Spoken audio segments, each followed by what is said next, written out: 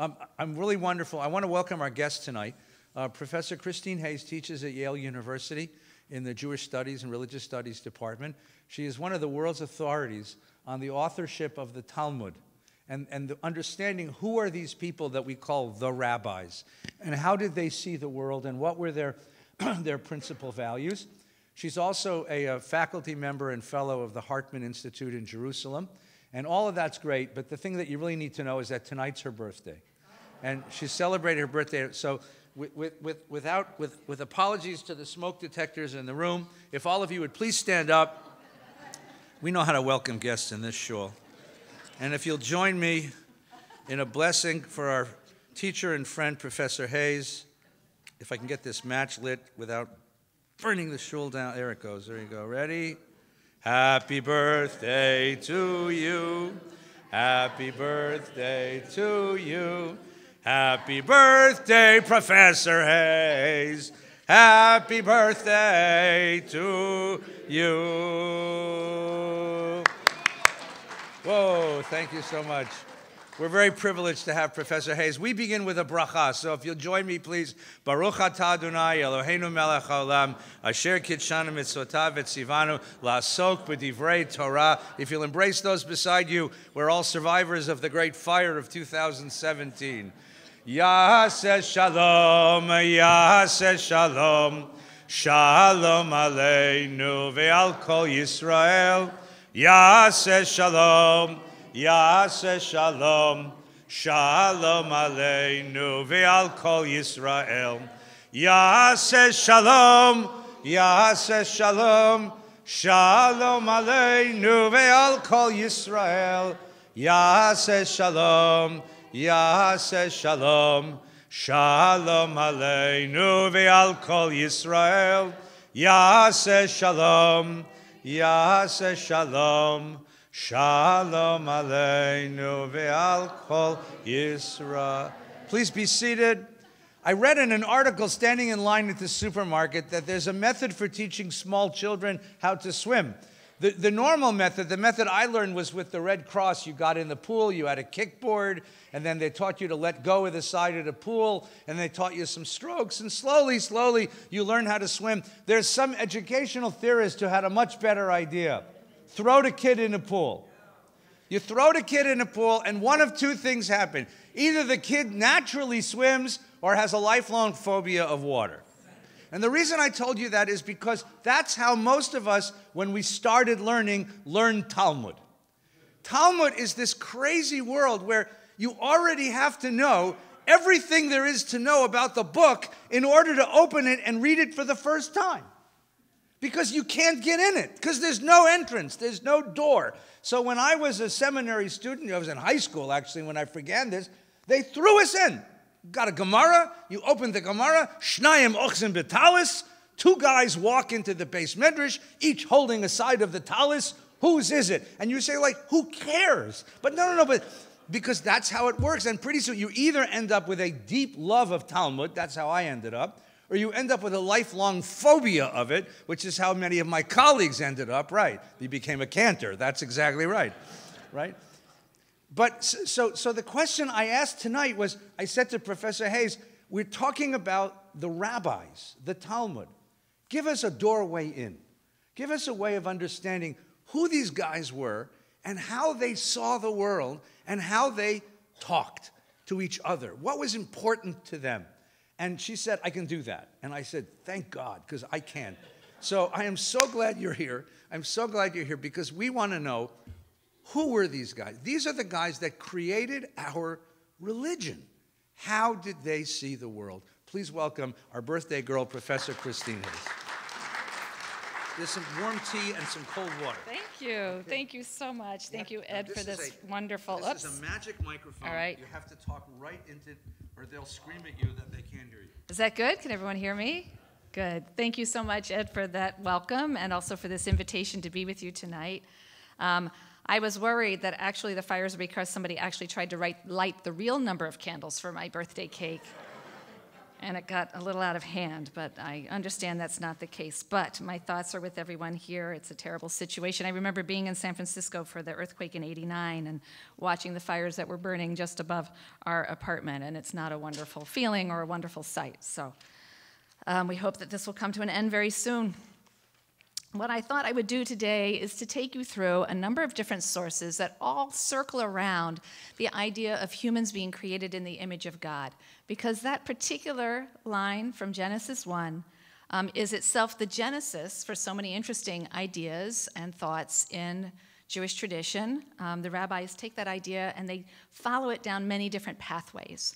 And so I thought it would be a good way to give us an entree into some central ideas, and it would enable us to look at different kinds of texts as well. It would give us a chance to look at some midrashic texts, that is, texts that are really focusing on explaining or understanding the Bible itself, and also some legal texts as well, where we have to kind of tease out some of the principles just a little bit more. So I feel like that's a little high there. So that was my idea. In Jewish tradition, the creation of humans in the image of God has been the source of the ethical idea of human dignity. And it's interesting that Yitz Greenberg is coming, because he's somebody who actually has written a lot about this, the notion of human dignity in Jewish tradition and how it's created, how it's connected to the idea of being created in the image of God. And I'm going to disagree with him on one small point. Well, maybe that'll come out when he comes here next in a week or two. But human dignity, of course, is a very important principle, not only in Judaism, in all of the world's religions, as well as in secular ethical thought, constitutional law, international law, bioethics. The idea that every human deserves special regard, special moral regard, and equal consideration simply because he or she is human, regardless of race or religion or any kind of personal deserts. It's certainly an important idea today. Every Western democracy has some fundamental laws that recognize and preserve human dignity, and there's even a Universal Declaration of Human Rights that articulates the idea of human dignity. But human dignity didn't become a fundamental moral tenet in the West until the Enlightenment. It's also not clear that the concept of human dignity has always in the West ensured the protection and the promotion of human flourishing. And to understand why, I want to explore different notions of the value and dignity of humans found in rabbinic sources, all of which flow from particular ways of understanding what it means for humans to be created in the image of God. First, we're going to consider what being created in the image of God has to tell us about our relationship to the rest of the created world. Since we're the only things created in the image of God, what does that mean about the status of the rest of creation and our relationship to them? The Talmudic rabbis rely on two competing conceptions of the creation of humans. So we need to look at the biblical sources first. In general, when you want to do anything with the rabbis, it's a good idea to start with the Bible that they were reading and then see how they began to play with it once they took it into their workshop. So we'll start by looking at the biblical sources on creation, and text 1 deals with humanity's, these are all texts dealing with humanity's relationship to creation. But text 1 is from Genesis. No better place to start than Genesis. In the first of Genesis's two very different creation stories, in Genesis 1, God creates the entire species. In verse 25, we read, "And God made the beast of the earth after its kind, and the cattle after their kind, and everything that creeps upon the ground after its kind." He wasn't creating one cow. He wasn't creating one creeping thing. He was creating the kinds, or the species, like cattle, creeping things. And God saw that it was good. And so in keeping with that pattern of creating species, in verses 26 and 27, he creates the human species, not a single person and his mate, but it's a human species, and it's the only species to be created in the image of God. So you have the text in front of you, starting with verse 26. "And God said, 'Let us make Adam in our image, after our likeness.'" The word Adam here is not a proper name, actually.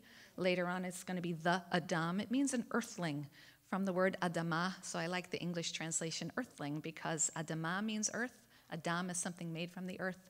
So let's make earthlings. Let us make the species of Adam in our image, after our likeness, and let them the species have dominion over the fish of the sea and over the fowl of the air and over the cattle and over all the earth and over every creeping thing that creeps upon the earth.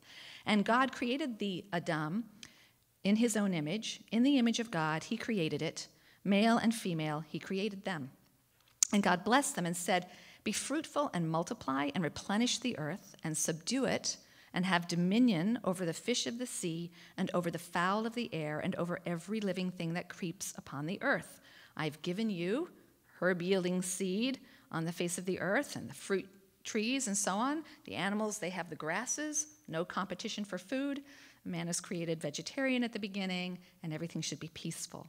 So in this first account in Genesis 1, the creation of humankind is clearly the climax. It's the climactic moment after which God can finally rest. And a sign of the human's importance is the fact that humans alone are said to be created in the image of God. Now, this concept of the divine image in humans breaks with the conception of humankind that's expressed in the creation myths of Israel's ancient Near Eastern neighbors. In the Babylonian creation myth from about the same time, for example, humans are not even part of the original plan in creation. They're created as an afterthought to relieve the gods who come to complain to the chief god that they're very tired of the burden of running the universe. The sun god is really tired of having to get up in the morning and traverse the sky, and the various gods are complaining about all the work. And so humans are created from the congealed blood of one of the god's enemies to serve as the menials or slaves to do the work of the gods who can now rest and retire. A different notion of the kind of rest that God is doing in the creation story. Genesis is expressing the opposite of this. I think it's a polemic against that image. In Genesis 1, humankind is the peak. It's the goal of creation. And God's first communication is concern for the physical needs of his creatures and their continued growth and welfare. I think of it as like the couple who sets up the nursery. They get the crib set and the little mobile hanging over the crib, and they have the changing table, and then finally they bring the baby home. The 6 days of creation are like that. God is setting everything in place and getting all the species lined up, and finally he brings home, the Adam, and he says, and here's food for you, and I'm going to care for you. Very, very different from the way the creation stories were told by Israel's neighbors. So his first command is for their physical needs and their continued growth and welfare. He blesses them and says, "Be fertile and increase, fill the earth, master it, rule the fish of the sea, the birds of the sky," and so on. And then he tells them what they can eat. So in Genesis, humans are not presented as the helpless slaves and playthings of capricious gods. They're creatures of majesty and dignity, of importance to the God who has created them. To understand the implications of being created in the image of God, we just need to look at the continuation of the passage. Let us make Adam in our image and let them have dominion over the created world. So in Genesis 1, being created in the image of God bestows dominion, power, rulership. Humans can subdue creation. They can't take animal life for food yet, but they can clearly rule nature. So the phrase image of God is going to occur again in Genesis 9, verse 6, and we'll flesh out a little more of what it means. This is right after the flood. Noah emerges, offers a sacrifice, and God blesses Noah and his sons, and he says, "Be fruitful and multiply and fill the earth." This is text 2. "The fear and dread of you shall rest on every animal on the earth and on every bird of the air, on everything that creeps on the ground, and on all the fish of the sea. Into your hand they are delivered." That's new. "Every moving thing that lives shall be food for you. And just as I gave you the green plants, I give you everything. But you shall not eat flesh with its life, that is, its blood. For your lifeblood I will surely require a reckoning. Of every beast I will require it, and of humans. Of every person's brother I will require the life of the person. If somebody spills your blood, I will require in return their blood. Whoever sheds the blood of a person, in exchange for that person shall his blood be shed. For God made humans in his own image." This is where this idea comes back. "And you be fruitful and multiply, abound on the earth and multiply in it." A lot of ideas in this passage. In Genesis 1, creation in the image of God was linked with dominion. The two appear side by side in this passage also, but there's an additional element. First, the meaning of dominion is clarified. Now, dominion equals death dealing and consumption. Humans are permitted to kill every moving thing, as well as plants, for food. They can destroy other living things. Second, the creation of humans in God's image is associated with a new idea, the idea that human life is somehow sacred and deserving of a special protection that's not extended to animal life. So whoever sheds the blood of a person in exchange for that person shall his blood be shed. For in the image of God was human, the Adam, created. Some see this verse, that some would be Yitz Greenberg actually, see this verse as an indicator not just of the intrinsic value, but the infinite value of humans. But, as Rabbi David Seidenberg has pointed out, the idea that the image of God bestows infinite value on humans, and the idea that the image of God bestows on humans dominion over the created world to the point of destroying animal and plant life, is a view that can lead to a diminishing of the value and the dignity of the rest of creation, both animal and natural. And throughout history, it's been distorted sometimes as a justification for exploiting nature in an unencumbered way. People, in fact, throughout history have often cited these very passages, this passage in Genesis 9, to justify environmental rapaciousness. Jewish thinkers, Christian thinkers have done this.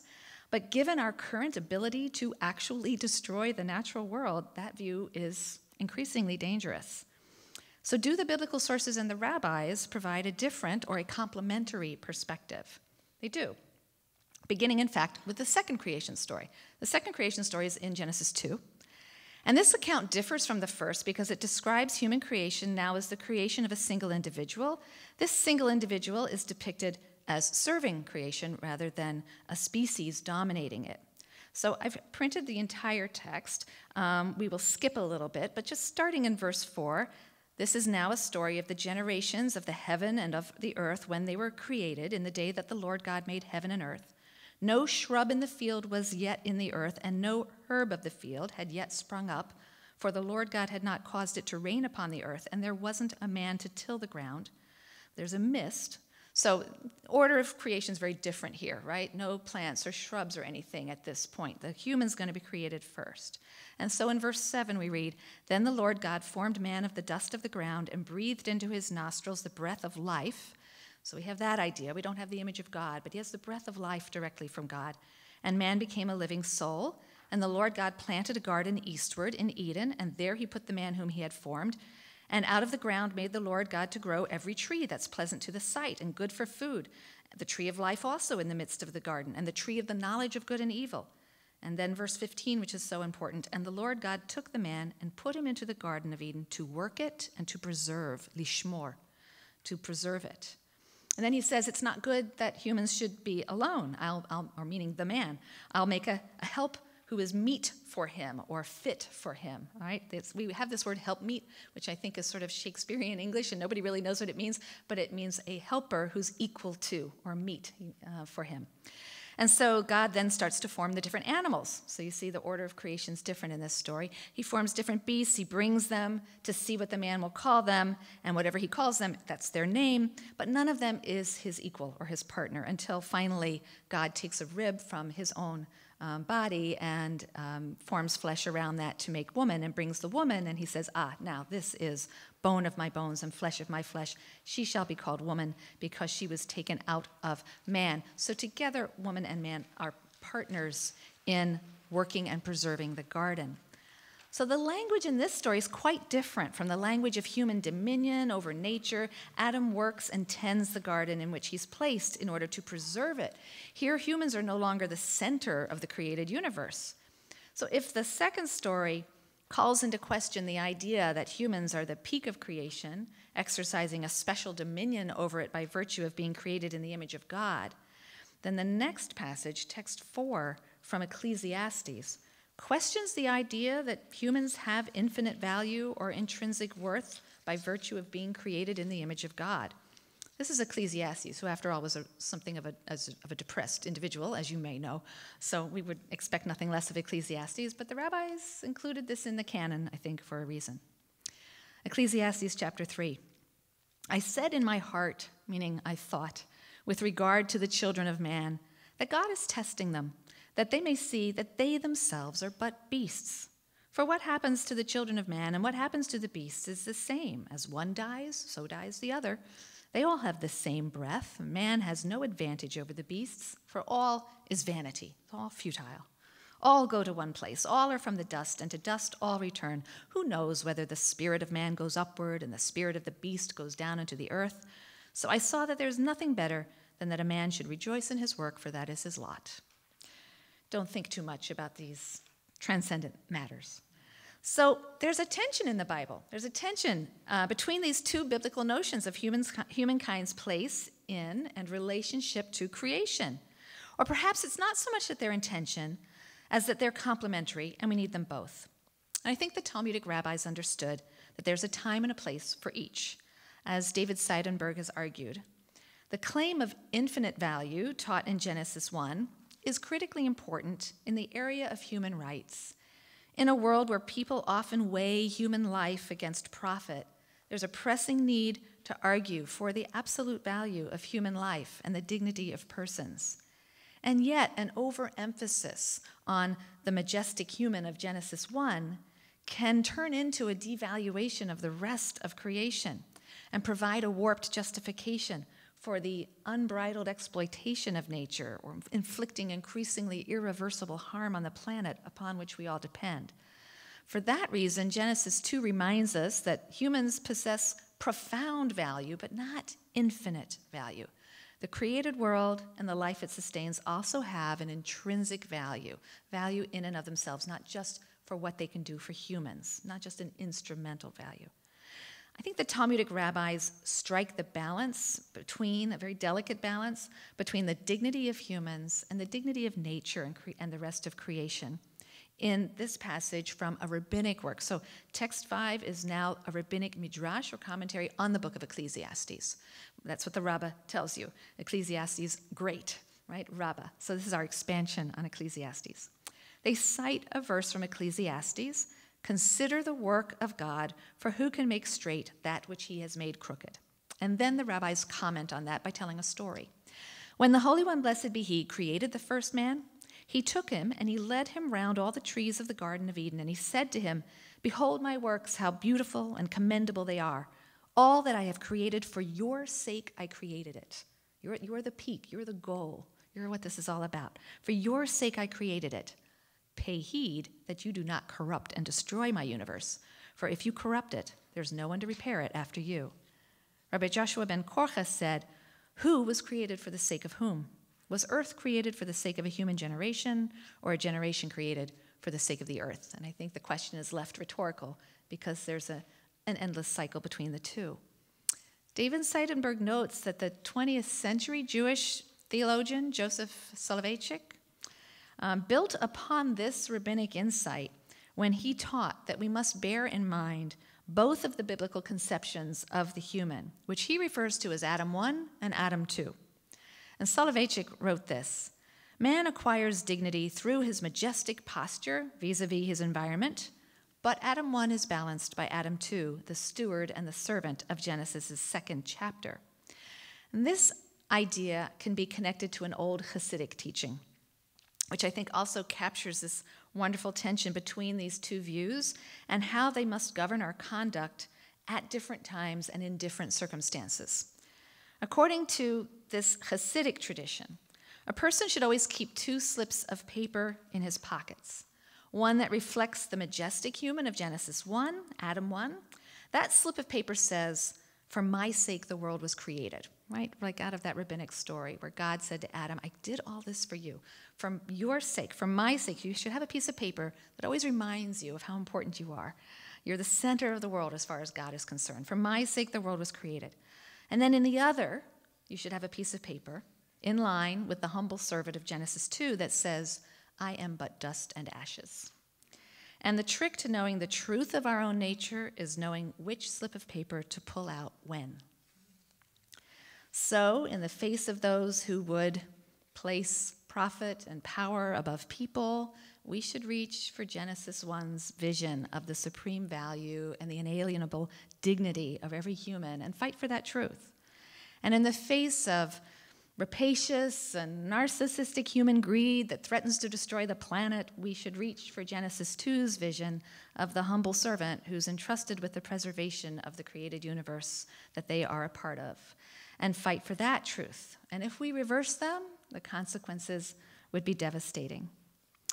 There's another way to describe what's going on here. And after this passage, we will leave the Bible. We've sort of laid out some biblical grounds, and then we'll explore where the rabbis take some of this. There's another way to describe what's going on here. Genesis, I think, establishes a floor for the concept of human dignity. Genesis 1, and Genesis 2 establishes a ceiling for the concept of human dignity, which distinguishes the biblical and rabbinic conception of human dignity from contemporary human rights discussions. The dynamic of both a floor of basic rights and a ceiling or a limit on excessive rights is very different from the way we think about human rights today in the modern West, which is very much focused on establishing a floor, but completely ignores the idea that we might need a ceiling. And that's something that has increasingly devastating consequences economically and even politically today.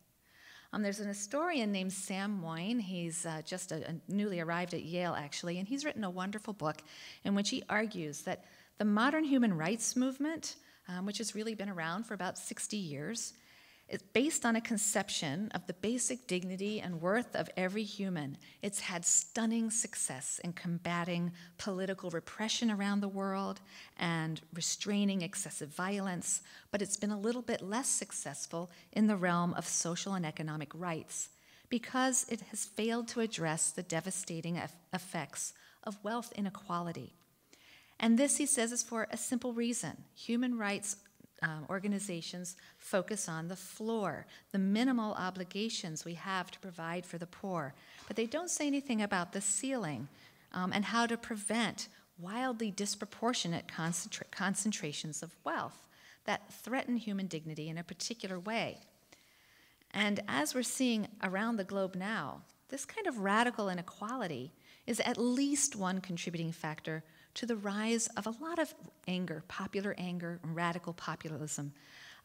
Radical populism exploits this anger over some of the massive wealth inequality by deflecting it away from its structural causes and focusing it on some false targets in a politics of hate and division. The need for both a floor and a ceiling appears, believe it or not, in Leviticus 25 in the Hebrew Bible.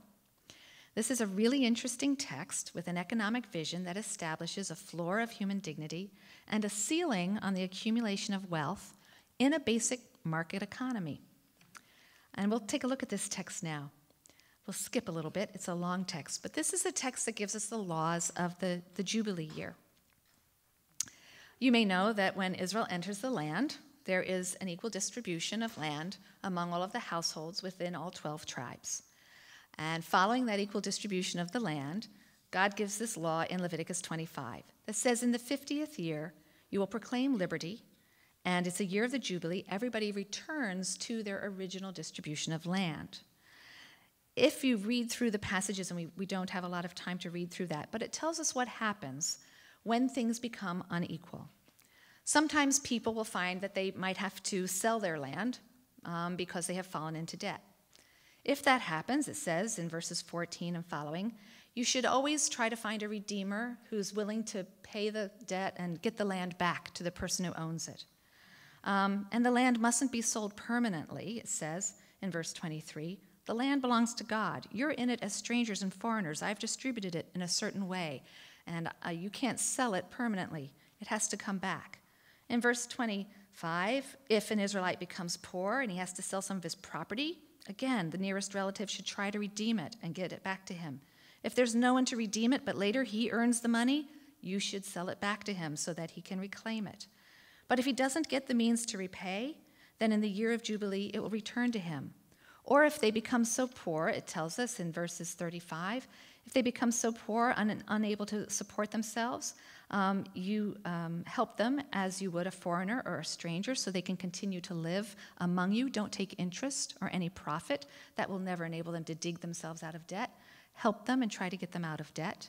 If they become so poor, it says in 36, that you have to, 39, they have to sell themselves to you. Don't make them work as slaves. Treat them as hired workers. And again, in the year of the Jubilees, they will go back.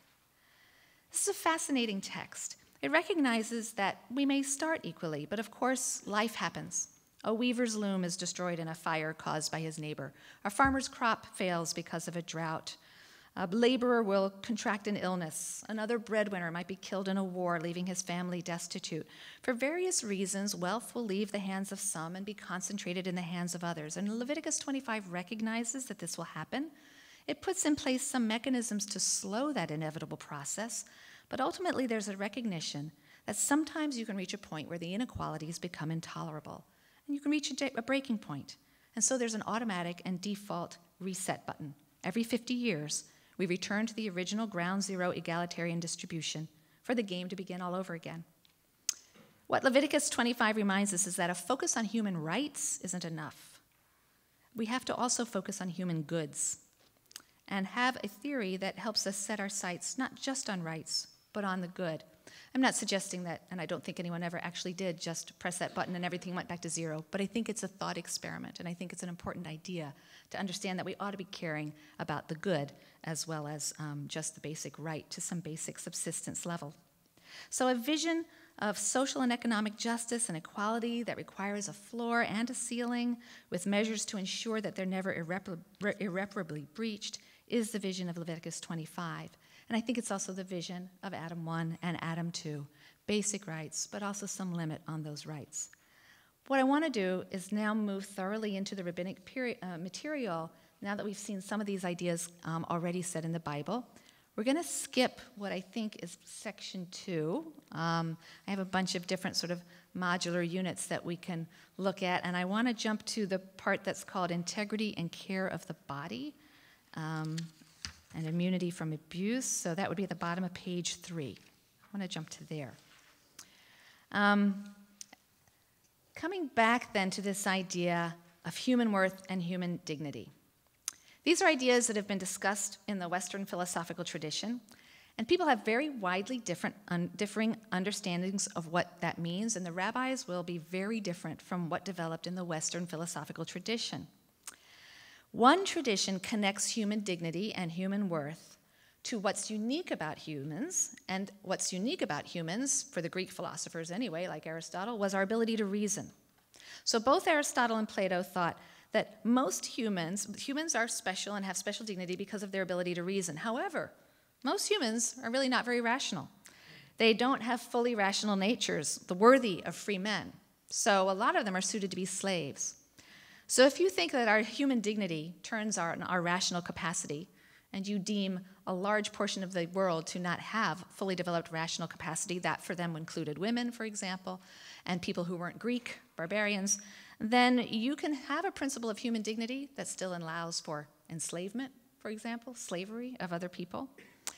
So there are ethical implications to your notion of human dignity. Like Aristotle, some of the Western philosophers, like Immanuel Kant and others, they again attached human dignity to our capacity for rational thought. Some philosophers denied that humans have any intrinsic worth or dignity at all, like Thomas Hobbes. Now, you might think that the doctrine of human creation in the image of God would guarantee the universal worth and dignity of every human. But historically speaking, that wasn't always the case. It all depends on where you see the image of God residing in the human. What part of the human is the image of God? Perhaps it's only that part of the human that's worthy of the protection that's laid out in Genesis 9, right? And if a person lacks that part, perhaps they're less than human and undeserving of protection. So some biblical systems of theology, not the philosophers now, but people who base themselves in the biblical tradition, some of them are dualistic, meaning that they think humans are a body and a soul, and it's the soul that's created in the image of God, and the body is not. If anything, it's almost anti-God, right? And so it's the soul that deserves special protection if we locate the image of God in the soul. That's the divine element, not the physical body. And it's been pointed out that the separation of the body and the soul in Christian theology, which locates the image of God in the soul, is what made possible the fact that the Catholic Church under canon law allowed torture. You were breaking the body for the good of the soul, and the soul was what deserved protection. So you see, the idea of being created in the image of God doesn't necessarily give us a notion of human rights or human dignity. that we might recognize today.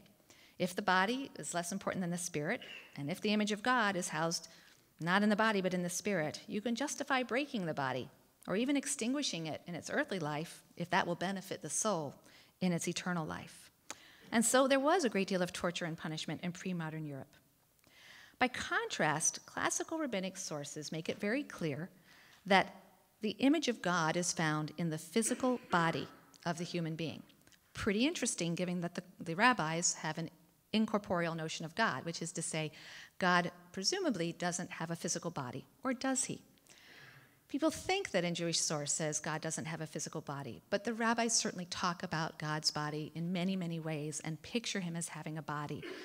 We could talk about that as the creation of God in the image of man, I don't know, but the idea here is that the image of God is imprinted on the human body, and that had very important implications for the rabbis' ethics. According to the rabbis, any affront to the human body is an affront to the dignity of God.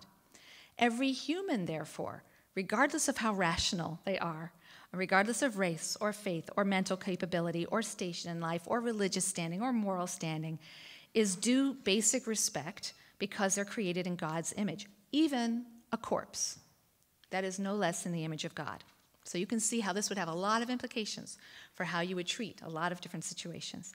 Respect for the image of God in one's own body is manifested in the virtue of self-care. Respect for the image of God in terms of a complete stranger is expressed in the form of a very rigid taboo against the physical violation of another person's body. We're going to take a look at text 9, which focuses on the virtue of self-care, focusing on the idea that the image of God is in your own personal body. This is a story about Hillel, who was a teacher in the 1st century. This story comes from a later time. They cite a verse, first of all, from Proverbs. Proverbs says, "A pious man benefits himself." And they're going to give an example, a concrete example of that sort of vague general statement, which is something the rabbis love to do. They love to take verses from the Proverbs, which are these general, impersonal sorts of statements, and then give you very concrete examples. So this verse is talking about someone like Hillel the elder. When Hillel the elder would depart from his students, he would start walking, and his students said to him, "My master, where are you going?" And he would say to them, "To fulfill a commandment." And they said to him, "What commandment is Hillel fulfilling?" And he said to them, "To wash in the bathhouse." So he's taking a bathroom break, a bio break, right? And he said, "Where are you going?" "I'm going to fulfill a commandment." And they said to him, "This is a commandment?" And he said to them, "Yes. If it's the case that for statues of kings that they place in the theaters and circuses, one who is appointed over them polishes and washes them, and they give him an allowance, not only that, but he's raised up among the great men of the empire, then for us who are created in the image and likeness, for it is written, for in the image of God he made the human, how much the more so, how much the more praiseworthy is it for us to care for the body." So care of the body includes the idea of the general health and welfare of the body, and the idea of the integrity of the body. So if we turn for a moment from the self to others, creation in the image of God for the rabbis ensures immunity from abuse of the body, including the body of even the rationally impaired or the incompetent or the outcast, the anonymous, those who claim neither merit nor dignity beyond their humanness, just as embodied human beings. And that principle underwrites the rabbinic prohibition against the ill treatment of even the most ethically marginal persons, criminals, people who have been convicted of crimes, particularly capital crimes. These people whose lives are already forfeit. And we know of situations in our world where people in that situation are not treated or handled well or with respect. For the rabbis, the ethics of human dignity is important in regard to the general treatment even of a criminal who is waiting execution. They're protected from ill treatment and degradation because of that fundamental dignity and their bodily integrity, grounded in the idea that that body is created in the image of God. We see this in text 10. This is a passage from the Bible, and then the rabbis will sort of develop some of these ideas in text 11. So in text 10, we have in Deuteronomy the law of flagellation, right? The punishment of whipping or flagellation. "He shall flog him with 40 lashes. He shall not exceed, lest he give him a much more severe flogging than these 40 lashes, and your brother will be degraded before your eyes. Now, we could have a long debate about whether 40 lashes is already degrading, which I think it is, but the more important thing here is the principle that's expressed, that there's a cap on punishment, because at a certain point it degrades someone too much, and you don't want to degrade them through that sort of physical abuse. And look what the rabbis do with this in text 11. If the prisoner is caused to wet himself or soil himself on account of any pain to which he's being subjected, he is released, right? So they take that biblical principle, and this is the extent to which they develop it. Even criminals who have lost the right to live, those found guilty of capital cases or capital crimes, mustn't be treated in a degrading way. Regarding the death penalty, the rabbis say that a pleasant or a non-degrading, non-humiliating death must be designed for those who are subject to execution. That's in one of the tractates of the Talmud. They develop certain ideas about what the elements of a nice death, there's not a really good English translation for that, but a less degrading death would include. So first of all, respect for sexual privacy. Several passages in the Talmud make it clear that in cases of stoning, the prisoner, while naked, still covers, the man covers himself in front, the woman is covered in front and behind, so they preserve their dignity even in that most terrible of moments. There must be an avoidance of any disfiguration of the natural body. That's why the 4 capital punishments that are prescribed in the Bible, including burning, for example, and stoning, are reinterpreted in the biblical tradition so that they are done in a way that doesn't harm the body. So stoning is reinterpreted to simply mean pressing with a heavy stone on the person, but not pelting them with stones so that their body is broken in a degrading way. Again, these concepts are things that are difficult for us, but it's interesting to see the way the rabbis are using these principles to take a text that had some very difficult elements in it and to find things that they felt expressed a deeper ethic. Also, the idea of not allowing someone to be suspended between life and death when death is certain. If death is certain, then it needs to be quick. And that applies outside of the context of capital punishment too, regarding illness, for example. The recognition in rabbinic texts that it's rational perhaps for some patients to find death better than to be in a situation of being suspended between life and death when death is certain and there's irreparable failure. These are all ideas that are expressed in rabbinic texts. But not only this, even the corpse, right, where life has already been extinguished. The inert remains of the executed criminal must be treated with respect because the physical body was created in the image of God, and it carries the image of the divine creator. They express this idea, again, in their reflection on another biblical verse. So text number 12 from Deuteronomy says, "And if a man has committed a crime punishable by death, and he's put to death, and you hang him on a tree, his body shall not remain all night on the tree. You shall bury him the same day. For a hanged man is a reproach to God. It's offensive to God. You shall not defile your land that the Lord your God is giving you for an inheritance." In connection with that verse, the rabbis say in 13, "There were once twin brothers who were identical in appearance. One was appointed king, while the other became a thief and was hanged. When people passed by and saw the criminal hanging, they exclaimed, 'Oh, the king is hanging.'" Sort of a funny story, but it's an important story. Every one of us does reflect on God. And so to expose any person to humiliation or to degrade them in any way is a reproach to God, a degradation of God. That's how they interpreted that biblical line. It's offensive to God, meaning it hurts and offends God himself. But the tradition sometimes has its blind spots, and I always feel that in this age of honesty, we need to be honest about that. Some of those blind spots sometimes fall along gender lines. I'll read one text now where we'll see a blind spot on gender lines, only to tell you that at the end we'll read a text where I think they will startle you with their sensitivity to an issue of gender. So we'll look at this text now, but there's a better one coming at the end. So they do sometimes have their blind spots along gender lines, despite what we were just saying about preserving the dignity even of a convicted criminal. And especially in punishments, no punishment should be humiliating and so on.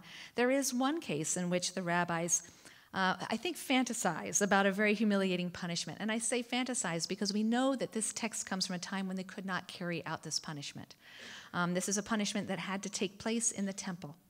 And the rabbis, of course, are after the temple. And this text is a text that comes from about 150 years after the temple. So we know that they weren't carrying this out.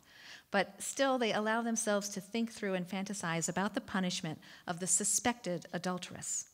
And this occurs in the book of Numbers. If a man suspects his wife of adultery, he can bring an accusation, and she's put through an ordeal where she has to drink a certain water that the priest has given her, in which the words of a curse have been dissolved, as well as some dust from the floor of the sanctuary. And if she is guilty, she will be rendered barren by the action of this water with the curse in it. And if not, she will be fertile and bear children. And that's what it says in the book of Numbers. And in the book of Numbers, the idea, I think, is to stop suspected husbands from just acting on their own and try to subject it to some sort of legal procedure. So I think it was an effort to kind of bring perhaps jealous husbands under the rule of law. The rabbis talk about this procedure, and they go through it in great detail. I've just excerpted a little bit of it for you. They describe what happens to the woman. A priest seizes her garments. If they are rent or torn, they are torn. He can do it roughly, in other words, right? And if he does it in such a way that they're torn, well, they're torn. And if they become unstitched, they're unstitched, until he uncovers her bosom and he undoes her hair, which was a great shame for women. We'll see this again in a text that comes back, to have their hair loosed. And Rabbi Yehuda says, if her bosom was beautiful, he does not uncover it. And if her hair was beautiful, he does not undo it. If she was clothed in white, he clothes her in black. If she wore golden ornaments and necklaces, earrings, and finger rings, they remove them from her in order to make her repulsive. After that, the priest takes a common rope and binds it over her breasts, and whoever wishes to look upon her comes to look, with the exception of her male and female slaves, because her heart is made defiant through them. All women are permitted to look upon her, as it is said that all women may be taught not to do after your lewdness. And in the measure with which a man measures, it is meted out to him. She adorned herself for a transgression. The Holy One, blessed be He, made her repulsive. She exposed herself for a transgression. God held her up for exposure.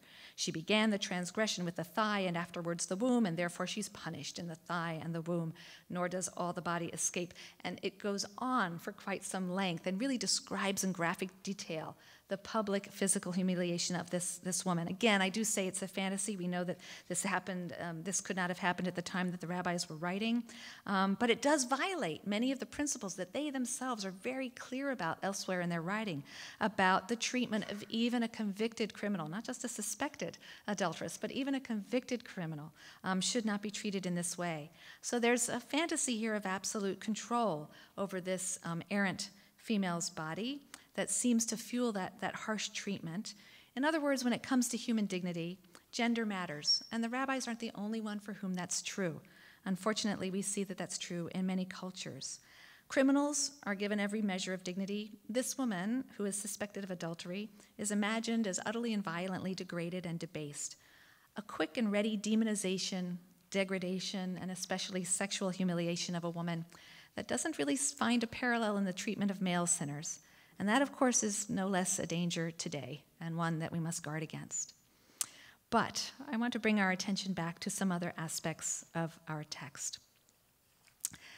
There's also a link in the biblical passages in Genesis 1 and Genesis 9, a link between being created in the image of God and the command to be fruitful and multiply. In both of the contexts in which it's mentioned, there is this endorsement of sexuality and procreation. And that suggests that there is a link between the two, that creation in the image of God is certainly not undermined by sexual procreation, and it seems somehow to be a little bit connected to it. It's just as creative as the creative act that brought into being humans. They were brought about by a creator, and they become kind of co-creators by being made in the image of God. That posed a bit of a problem for the church fathers, of course. They understood the image of God in spiritual terms, and they saw sexual activity and procreation as diminishing the spiritual life. For them, celibacy was a way to God. So how could you say you were created in the image of God, be fruitful and multiply?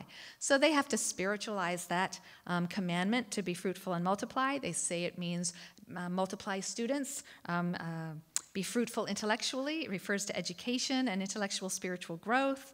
Augustine, for example, considered the soul to be the image of God, not the body, and so celibacy was preferable to any kind of active sexual life. That, of course, is not true of the rabbis. By By contrast, the biblical connection between the image of God and the commandment to be fruitful and multiply underwrites the high value of procreation in rabbinic sources. And we'll see this in text 15. This is a passage from the Talmud itself. It was taught that Rabbi Eliezer said, "He who does not engage in propagation of the race, it's as though he sheds blood. For it says in Genesis 9, which we read, 'Whoever sheds man's blood by man, shall his blood be shed.' And that's immediately followed in the next verse by, 'And you be fruitful and multiply.'" So the rabbis pick up on the fact that these are right after one another. One verse follows right after the other. There's a connection between these ideas. And they say this is teaching us that if you don't engage in propagating the race, it's almost as if you are a murderer, that you shed blood. Rabbi Jacob said, it's as though he's diminished the divine image, because it said, "For in the image of God he made man," and that's immediately followed by, "Be fruitful and multiply." Ben Azai said, it's as though he sheds blood and diminishes the divine image, since it says, "Be fruitful and multiply." Well, you have to know something about Ben Azai. He never married. So Rabbi Eliezer and Rabbi Jacob turn to him, and they say, "Well, excuse me, Ben Azai. Some preach well and act well. Others act well and don't preach well. You preach well, but don't act well. I'm sorry, some preach well and act well. Others act well but don't preach well. You, however, preach well but do not act well. You're hypocritical. You don't even do this." Ben Azai replied, "What can I do? Seeing that my soul is in love with the Torah, the world can be carried on by others." I love that story. So failure to procreate is metaphorically linked to bloodshed. It's likened to bloodshed or diminishing the divine image. But that view is not completely uncontested. And Ben Azai is, rather famously, a rabbi who didn't procreate. And his choice is tolerated. Not everybody is responsible for for carrying on the human race. But clearly the rabbis see this as exceptional, and they do value sexuality and procreation. But I like that human touch, that they recognize that not everybody's going to be part of that. So this notion of the image of God underwrites not only the high value of procreation in rabbinic tradition, but the sanctity of human life and the opposition to the death penalty. Even though in biblical law, the death penalty, of course, is permitted and it's prescribed for many sins. But the rabbis back away from that. And the classic text is text 16. Here they say, the Sanhedrin, or the court, that puts to death one person in 7 years, is termed tyrannical. 7 years, right? Rabbi Elazar ben Azariah says one person in 70 years. Well, I'll see your 7 and I'll raise you 63 years. Rabbi Tarfon and Rabbi Akiva said, if we had been in the Sanhedrin, no one would ever have been put to death.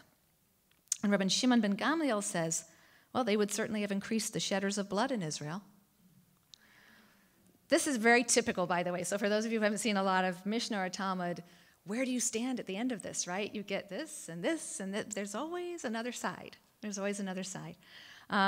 It's a wonderful passage because it's clearly setting out this ethical principle that the goal of the court is not simply to punish people and kill them off.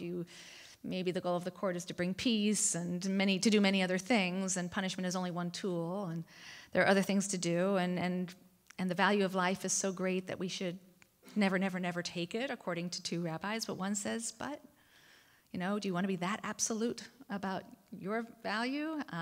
That also might lead to more bloodshed, right? So it's difficult, but we hear the ethical voice underneath this and the ethical argumentation underneath this. The dignity of humans, the sanctity of human life leads to certain paradoxes and ethical dilemmas, particularly when there are conflicting claims to life. The rabbinic aversion to taking life actively, which we just saw, that's a very strong principle, not just for the court, but also individual human actors. And it's a very strong principle that governs these cases of conflict, but it's not absolutized. So let's look at a couple of cases. First, we're going to look at the guiding principle. This is in text 17. This is a case of childbirth. The rabbis really talk through cases, right? They don't often give us a principle. We have the following principle, right? They give us stories and cases, and we have to sort of deduce what's underlying them ethically. That's why studying Talmud is always a conversation. You're usually arguing with the person that you're studying with about what's underlying the case that you're just reading or the story you're reading. So if a woman is having difficulty giving birth, We cut the embryo within her and remove it limb by limb because her life takes precedence over its. But if the majority of it has emerged, we don't harm it because we don't set aside one life for the sake of another. By the time the infant has emerged, you battle to save who you can, right? They're equal lives at that point. So if the majority has emerged, we don't harm it because we don't set aside one life for the sake of another life, except that we do. Let's look at a few more complicated discussions in the Talmud. So if we look at text 18, here's another case. Again, we get our principles through cases. So in the Mishnah it says, if a pregnant woman smelled food on the Day of Atonement, this is on Yom Kippur, so it's assuming a situation on Yom Kippur, she should be fasting, she's pregnant, this is difficult for her. So if a pregnant woman smells food on Yom Kippur and she really wants some, she must be given to eat until she feels restored. A sick person is fed at the instruction of experts. In other words, if an expert comes and says, no, they really, you got to give them food. It's going to be bad for them if they don't eat. Then you go ahead and give them food. If no experts are there, one feeds him according to his desire until he says enough. Now, in the Talmud's discussion of that particular law, Rabbi Yanai said, if the patient says, I need food, while the physician says he doesn't need it, who do we listen to? We listen to the patient. Why? Because the heart knows its own bitterness. What's interesting about these cases is, we begin with the idea that the danger to human life always overrides fulfilling Torah commandments, even violating the very strict prohibition of not eating on Yom Kippur, which in biblical terms, that's punished by karet, which is this, it's more than death, it's excision. It's having your whole line uprooted from the people of Israel. So it's a big one, right, to eat on Yom Kippur. So we begin with this idea that danger to human life overrides that prohibition. It overrides fulfilling Torah commandments or following those prohibitions. The leniency becomes more extreme in the final, very fascinating line in this case of a conflict between the professional opinion of the medical expert who thinks a patient can survive the fast of Yom Kippur and the patient who believes he or she cannot. We listen to the patient, and we violate the very serious divine prohibition based on the subjective assessment of need and not on the expert medical opinion, in fact, overriding the expert medical opinion. But then we move on to the idea in the same text, however, that one can take a life to save a life. But despite what we said in the earlier case, that we don't set aside one life for another, here we see that there might be a circumstance in which you do. There's nothing that can stand before the duty of saving life, with the exception of idolatry, sexual transgression, and bloodshed. These are the three big sins in Judaism, right? Idolatry, certain really illicit sexual acts, and bloodshed. So you always are trying to preserve life. Unless it's a case of any of those things, you might have to take life. So as a general principle, the rabbis state that we don't set aside one life for the sake of another, but here they recognize that in reality, we sometimes confront competing ethical claims, and we have to act, because failure to act is also an ethical choice with real consequences. So while the positive, initiative to preserve life warrants the violation of almost all prohibitions, there are three Torah prohibitions, three fundamental sins that you can't violate even to save a life. In other words, sometimes we do set aside one life for another. And so again, we're reminded of Seidenberg's point that the image of God texts teach the profound value of human life, but not perhaps the infinite value of human life. So despite a seemingly absolute ban on taking life, other texts indicate that in certain circumstances, taking life is not only permissible but obligatory. Now, this doesn't undermine the rabbinic abhorrence of bloodshed as much as it shows the rabbinic abhorrence for ethical absolutes, right, in the face of life's complexity. After all, there are multiple ethical goods, and sometimes they come into conflict with one another. To render any one of them as always absolute and always trumping every other one is not the rabbinic way. Not even the sanctity of human life, as critically important as it is. It may trump any other value 99.9% of the time. But the rabbis will refuse to make an absolute value out of any one thing. That would be idolatry. But then we move on to really the most challenging case. This is still a continuation of the same passage. The idea that if one has to choose between two deaths, being killed yourself or killing, committing bloodshed, one should let oneself be killed rather than transgress. We see this in the continuation. One should rather be killed than transgress the prohibition of killing. But how do we know that this principle applies in the case of a murder? Oh, I'm sorry. So one should rather be killed than transgress. So someone says eat pork, right? They're talking about examples of people being persecuted. Is it okay to violate certain commandments to save your life? Yes, of course. But now they're saying, how do we know, does this principle apply in the case of murder? It's logical. There was a man, I'm sorry, let me take that back.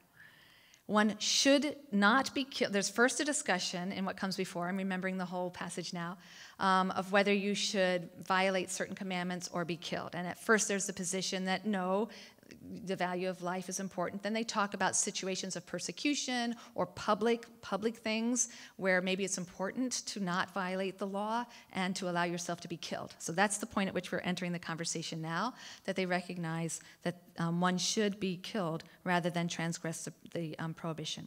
But how do we know that this principle applies in the case of a murder? It's logical. For there was a man who came before Rava and said to him, "The Lord of my village told me, 'Kill so-and-so, and if you will not, I will kill you.' He, Rava, answered, 'Let him kill you, but do not kill. What makes you see that your blood is redder than his? Perhaps the blood of that man is redder than yours.'" So the obligation to preserve life and the prohibition against causing death are not identical. They can stand in conflict with one another. And here's a case where they do. To preserve your life, you must kill another. To refrain from killing another will not preserve your life. These are two things that are in conflict. And yet there's a basic consistency to the rabbinic approach to this dilemma. The fundamental principle is that you should set aside everything to save life. The only permitted bloodshed is when it stops someone from the cardinal sin of killing. This is the law of what we call the law of the pursuer, the law of the rodef.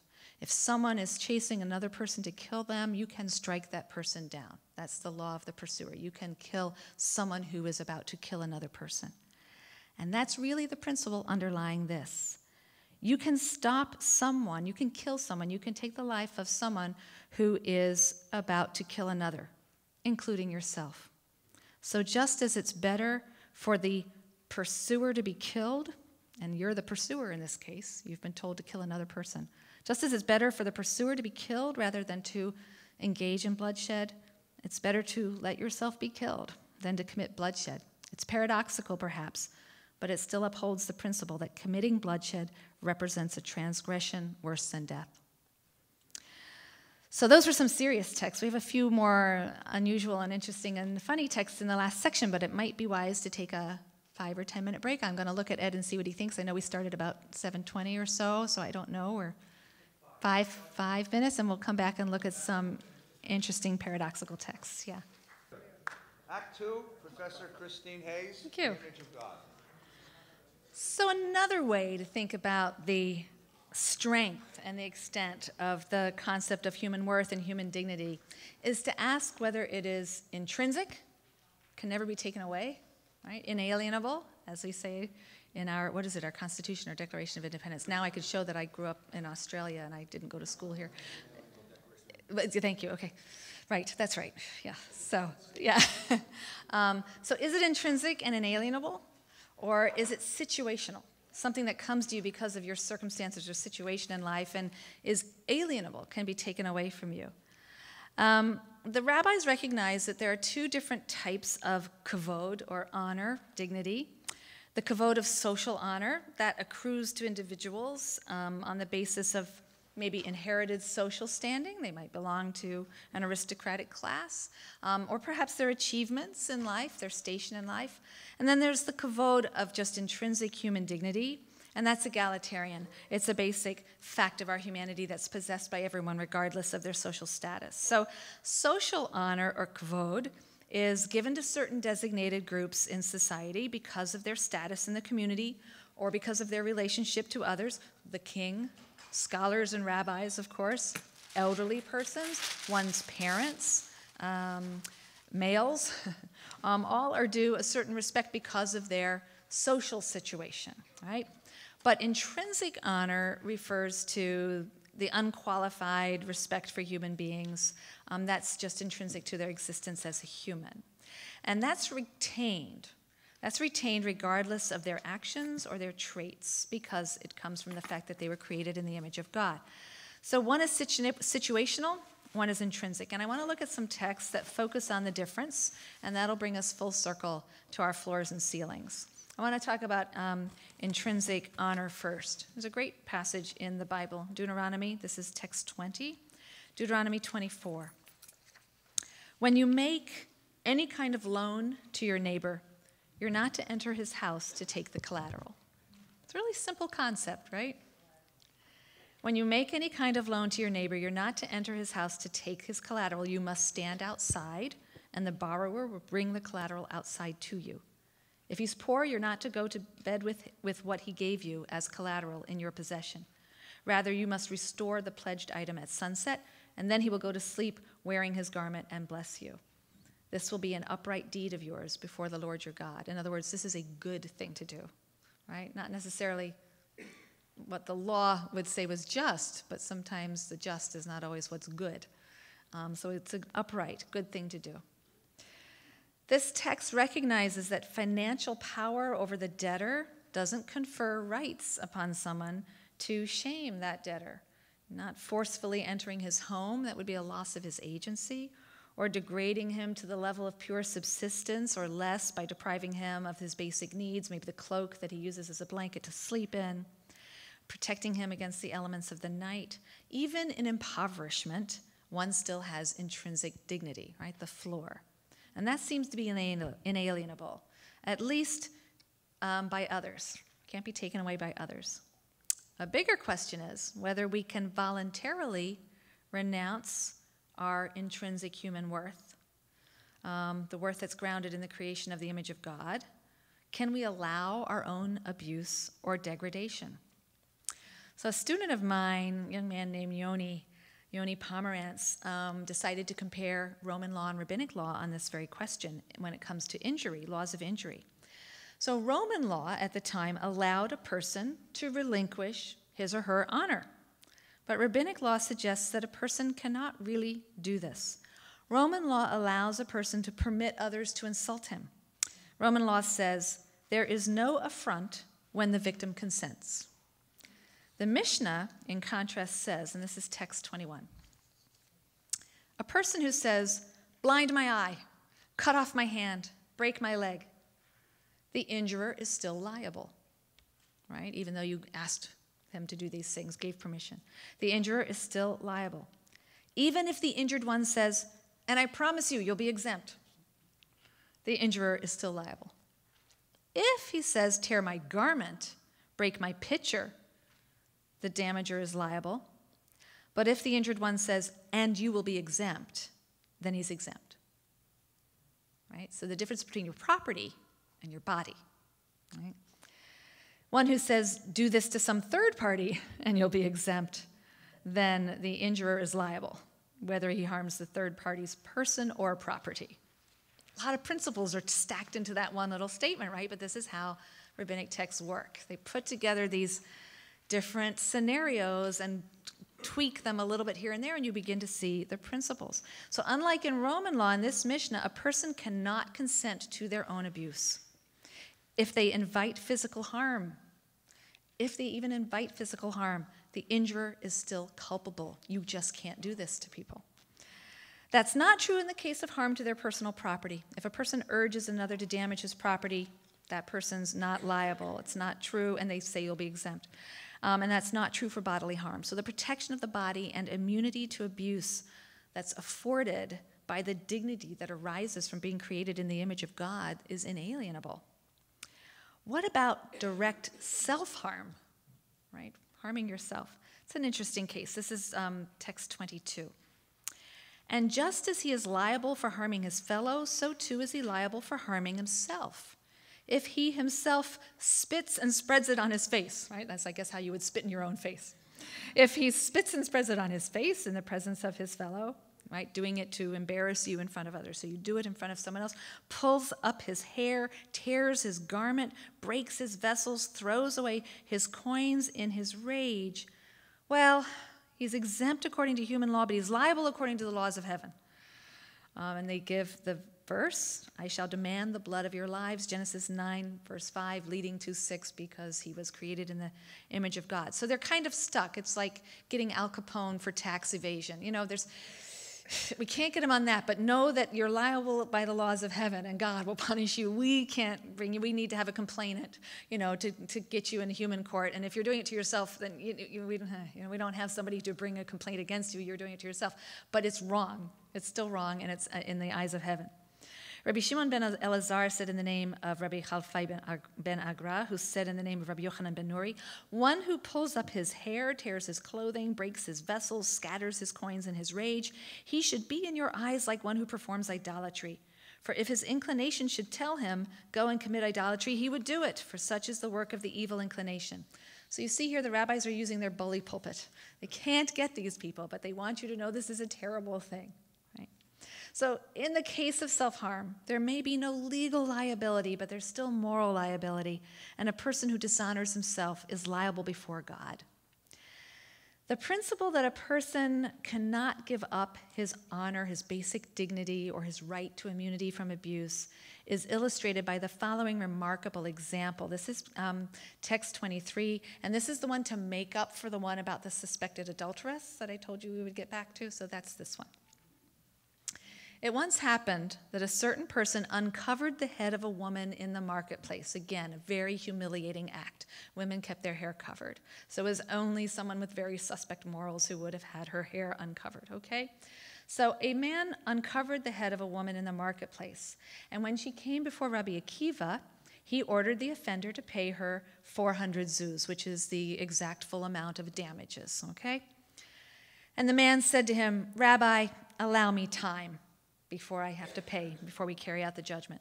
So Rabbi Akiva assented, and he fixed a time for the man to come and make the payment. The man watched her, he watched the woman, until he saw her standing outside the door of her courtyard. He then broke in her presence a pitcher where there was oil of the value of an isar, which is a very small amount of oil, and she uncovered her head and collected the oil with her palms and put her hands upon her head to anoint it. He set up witnesses against her. And he came to Rabbi Akiva and he said to him, have I to give such a woman 400 zuz? But Rabbi Akiva said to him, right, she's uncovered her hair in the market herself, right? Why should I? She's willing to be humiliated, so why should I have to pay for degrading her? But Rabbi Akiva said to him, your argument is of no legal effect. For where one injures oneself, though forbidden, he is exempt. Yet were others to injure him, they would be liable. So also he who cuts down his own plants, though not acting lawfully, is exempt. Yet were others to do it, they would be liable. Here a man humiliates a woman by uncovering her hair. He's judged by Rabbi Akiva to be liable for the full payment of damages. He argues that his action couldn't be humiliating to the woman since she was willing to uncover her own hair in order to gather up the small amount of oil worth mere pennies. But Rabbi Akiva rejects that proof, and he says that even though the woman has harmed her own dignity, that doesn't mean she has no dignity, or that the man is entitled to violate her dignity with impunity. So once again, we see the concept of a floor. There's a basic intrinsic human dignity, and at that level, we're all equal. That dignity can't be alienated, not even voluntarily. That's the floor. But what about situational honor? The honor that accrues to us because of inherited social status or professional pursuits, honor that's attached to the situational differences that establish these hierarchies of inequality amongst us. Well, the rabbis are very realistic. They recognize that such things exist. But they also know that the world might be a better place if situational honor had a ceiling. When people don't insist upon the honor that's appropriate to their station in life. And this next story, Bava Metzia 30b, this last text is, I think, a great illustration and a humorous illustration that teaches this particular principle. You need some background for this story. There's a law in the Bible that requires a person to help another with a load, right? If someone's carrying a load or they have to put a load on their donkey or carrying a load, you need to help them get that load loaded. Now, the rabbis also, in their investigation and their study of that particular law, they argue that the Bible also exempts certain people if it's beneath their dignity to do this. So you're exempted from that law, and that would include a rabbi, right? It's not dignified for him to do this, so they are exempt. He has a right by the Bible, for the biblical law. They have a right, and this. So if Ed doesn't carry any of these Sifrei Torah upstairs, you'll know why. He's exercising his exemption to carry. It's a biblical exemption. So let's see what happens in this particular story. Scholars have dignity. A scholar can exercise his right to an exemption from handling materials that would be beneath his dignity. All right. So this is the story of Rabbi Yishmael, the son of Rabbi Yossi. He's walking on the road, and he met a man carrying a load of wood. And the man put them down, and he rested. And then he said, okay, help me take them up again, right? This is your obligation. It is a biblical commandment to help someone with their load. Rabbi Yishmael, notice what he does. He says, how much is that load worth? I assume you're taking it into town to sell it. How much is it worth? And he says, it's worth half a zuz. So he gives him half a zuz. And then he declares it ownerless property, right? He buys it from him, and he says, okay, it's ownerless now. Now, the story could end there, and we're done. We see that he's waived his right to an exemption. He's helped the guy. It could end there. The guy could say thank you, and everyone goes on their way. But the story's funny, so it doesn't end there. He gives him the half a zuz, and he declares it ownerless. Now, since he's renounced ownership of this, it's now available for anyone to claim. And thereupon, the wood carrier acquires it again. He claims it again. Oh, good, this is ownerless. I'm going to own this. So would you help me load it, please? And he gives him another half zuz. And he again declares it hefker, ownerless property. And then he sees that the man's going to take it again. And he says, wait a minute, I declared it ownerless for everybody but you. Now the voice of the Talmud comes back in. This is one of the things that's hard about reading the Talmud, is that it's always switching voice, right? So now the Talmud is going to comment on its own story. It says, but is that really hefker? Is that really ownerless? Can you do that? Can you declare something ownerless for everybody in the world except one person? And there's a debate about this. Haven't we learned that Beit Shammai say that hefker for the poor only is valid hefker, but Beit Hillel say no. It's valid only if you declare it hefker, ownerless, and available to everybody, poor and rich, right? Then it's really, truly hefker. So he couldn't really do that. He couldn't say it's ownerless to everyone. Everyone can claim it but you. Well, the answer is Rabbi Yishmael, the son of Rabbi Yossi, did in fact do the right thing legally. He rendered it hefker for everyone. He was just saying that to try to stop the guy from taking it again, right? He's just using words to stop him. And now they ask the $60,000 question, why did he go through any of this at all? Wasn't Rabbi Yishmael, the son of Rabbi Yossi, a sage, an elder, a rabbi, for whom it's undignified to help one take up a load? He could exercise his right of exemption. They say he did not exercise his right under the law, for Rabbi Yosef learned. Now they're going to cite a verse from Exodus 18. The verse reads, and you shall show them the way they must walk therein, and the work that they shall do. They're going to treat each part of that sentence as if it's pointing to some ethical action that you should do. So you should show them means visiting people in the house of death. They put euphemistically, they put life, but they mean the house of mourning. The way, that means the way of practicing loving deeds, that people should walk. This means you should visit the sick, right? These are all ethical behaviors you should engage in. Burial, following the strict law, but also being within the line of the law, meaning waiving your rights under the law. Sometimes the right thing to do is just to not exercise something that is your right to exercise. It's the way of the pious, not to stand on the rights that come to them from their situation in life, but to waive them sometimes. Rabbi Yishmael, Rabbi Yossi, places a ceiling on his claim to honor. Right? He refuses to entirely distance himself from the suffering of his fellow humans. And he assists him, not in an ostentatious way, and maybe not in an obvious way. He doesn't say, look at me, I'm going to forego my exemption. I don't have to help you because I'm a dignified person, but I will forego my exemption and I will lower myself to help you in a particular way. I'll even give you this half a zuz. He devises this way of providing assistance. It's a creative way. And it opens him up to financial loss because notice what happens, and this is what happens sometimes in real life. We might make a sacrifice of some kind, and instead of getting a thank you, person presses their advantage and even exploits it. That's why I think it's such a funny and such a clever story. It could have been an easy story. He did this, and the fellow said, thank you so much, that's wonderful, and they both happily go on their way. But again, in real life, that doesn't always happen. The person didn't say thank you. And yet, he doesn't respond by saying, wait a minute, you're not appropriately grateful. Don't you realize that I didn't have to do this at all? And that I deigned to give you a half zuz to help us both out of this situation? And I could still exercise my right of exemption? He gives him another half zuz and then finds another way cleverly to make sure he's not taken advantage of any longer. But he doesn't subject the man to any more abject degradation and point out how wonderful he is for not using his exemption. It's pious, in other words, the text is saying, to accept a ceiling on one's honor and to help to kind of work to subvert some of these hierarchies that come about because of the accidents of our situation in life. If we focus only on our rights and not also on goods, the world is a tough place. But if we can also remember that there are goods sometimes in addition to rights, the world's a better place. So what we've seen in the text that we've looked at tonight is that in the rabbinic tradition, drawing very much, of course, on biblical precedent, the creation of humans in the image of God is the source for certain ethical ideas. Humans have intrinsic value and dignity, Adam 1, but not infinite value because they are partners in maintaining the rest of creation. That's Adam 2. Together, the creation stories, I think, establish a floor and a ceiling that shapes rabbinic ethical thinking. Creation in the image of God guarantees the integrity and the care of the human body, immunity from abuse, as well as the high but not infinite value of human life when there's a conflict with human life and other values.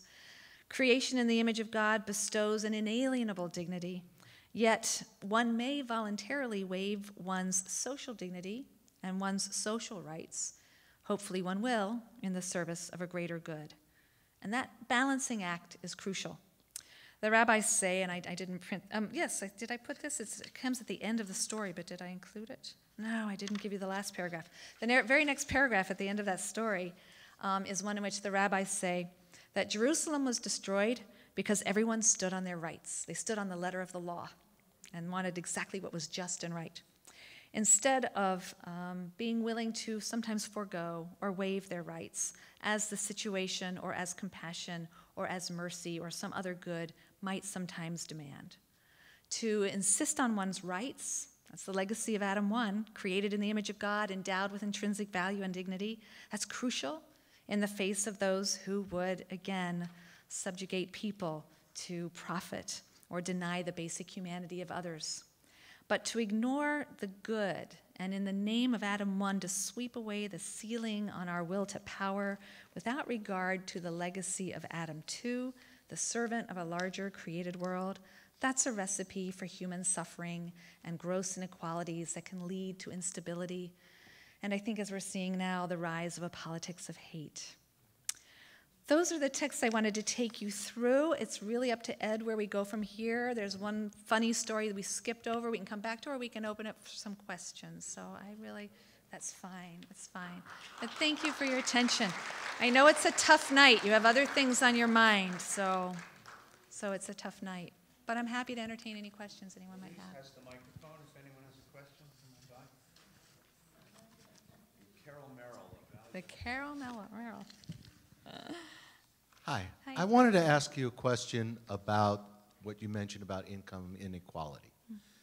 100 years ago when I took economics in college, I learned about something called Pareto optimal efficiency, where someone is better off and nobody is worse off.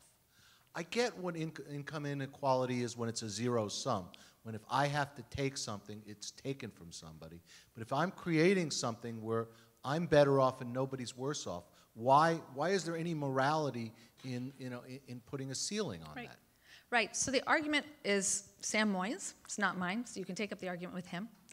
But I think the argument is, imagine this alternative scenario. He said, we can imagine a situation in which one person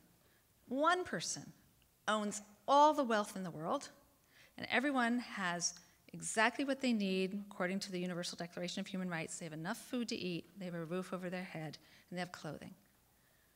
According to the Universal Declaration of Human Rights, we've achieved the goal. But we can imagine that that would be a situation that would be so inflammatory and unstable from the point of view of the perceptions that people have and how they feel that, like I say, it would just be very unstable. So we can talk about it in ethical terms, but I don't think that's his point. I think his point is, why is there so much unrest, so much perceived, so much anger that then gets deflected onto, well, these people are the reason for your problem.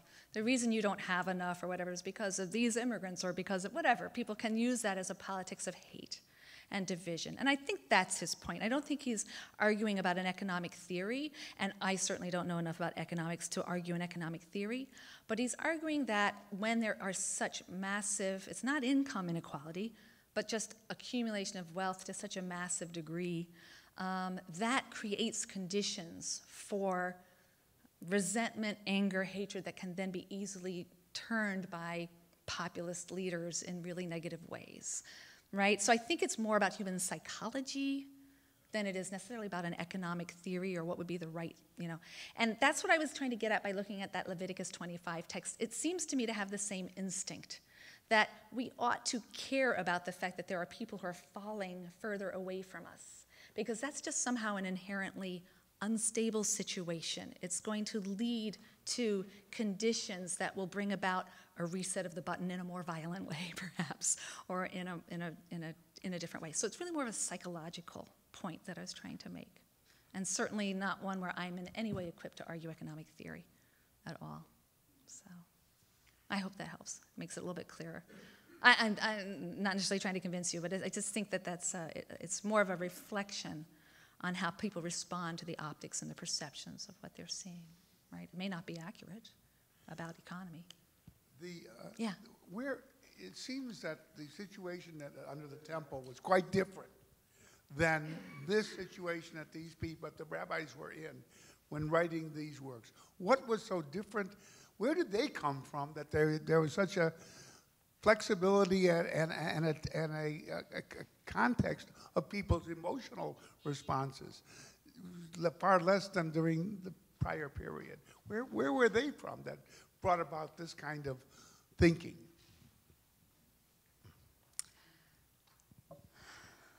The rabbis lived in a very complicated world under the dominion of the Roman Empire. So the rabbinic movement, which really begins after the destruction of the temple, starts to become something that's organized, very, very small study circles at the beginning. Through the end of the first century and the second century, Rome is now ascendant, right? And Roman law is being imposed. Eventually, by the 3rd century, the rabbis become citizens of the Roman Empire, living under Roman law.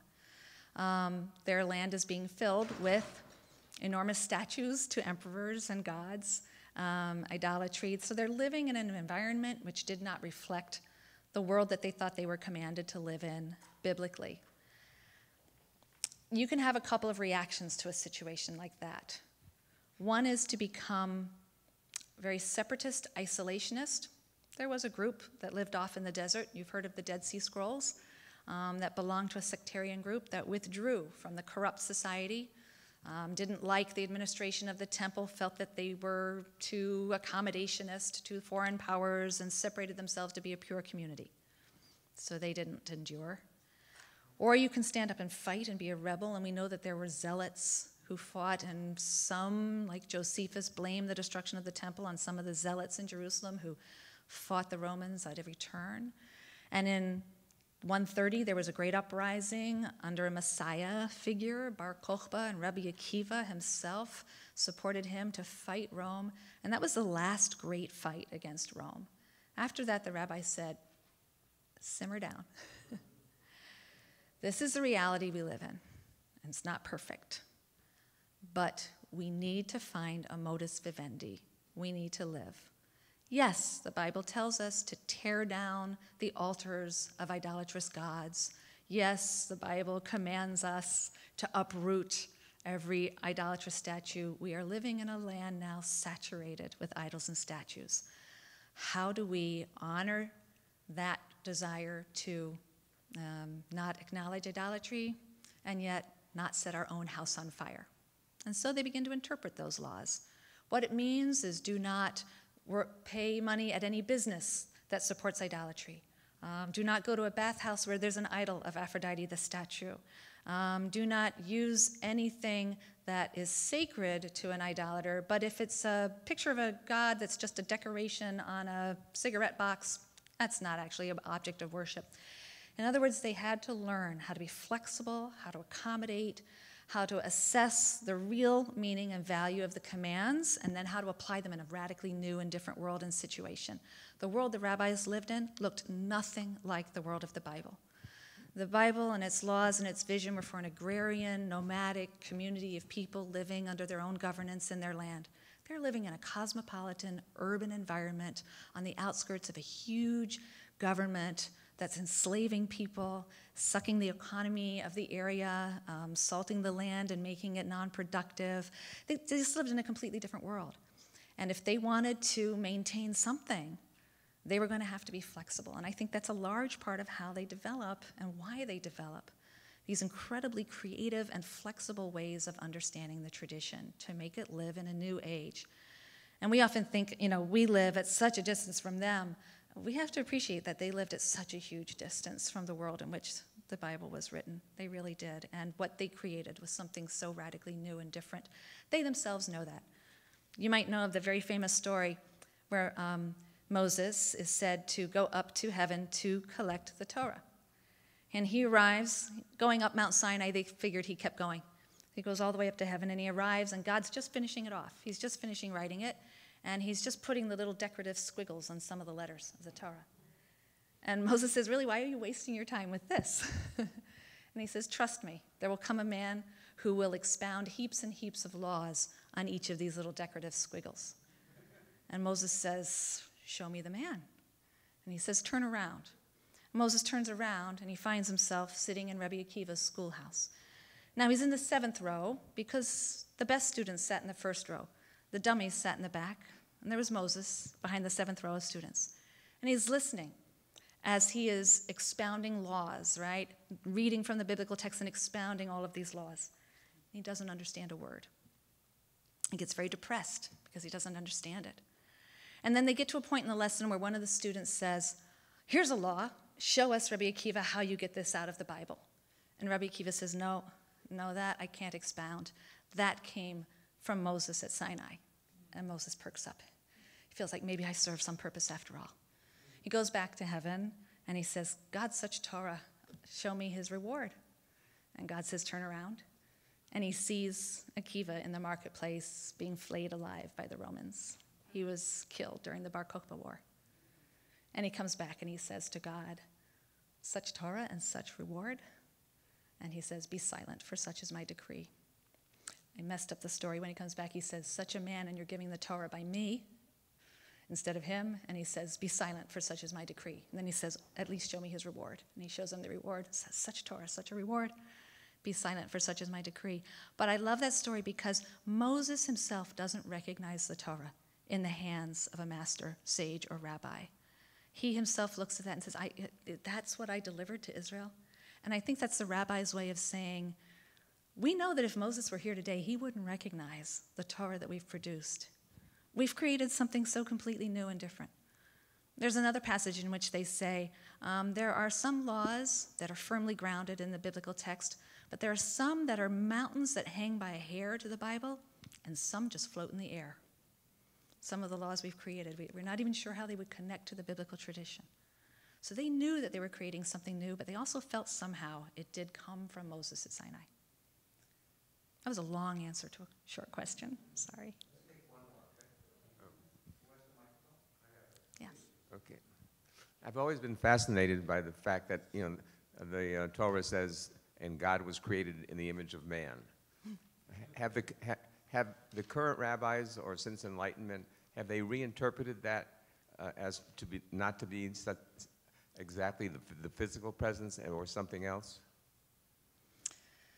So I just want to make sure I understand the question. So the fact that, humans are created in the image of God seems strange because God doesn't seem to have an image. So it's sort of peculiar, right? And you're wondering if that's been reinterpreted. And I think people's natural instinct is to understand that in some metaphorical way. And so what I really wanted to do was show you that the rabbis didn't do that. They resisted that. And they really allowed it to be about the body, which I think is so interesting. But you're right. For most others, including in the Jewish tradition, even though they know and they recognize that the rabbis do derive many laws about the protection of the body from being created in the image of God. They know that. But they also are more likely, more inclined to understand it in some other way. Now, they don't generally take it to mean that the spirit or soul is what's important, because God is a soul or a spirit, and therefore for us to be in his image means what's really important about us is our soul or spirit. That doesn't tend to be what Jewish thinkers will do.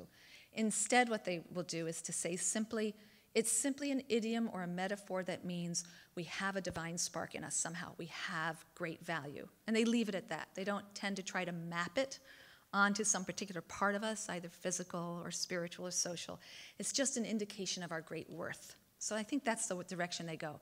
But they are a little bit embarrassed by the fact that the rabbis pin it on the body.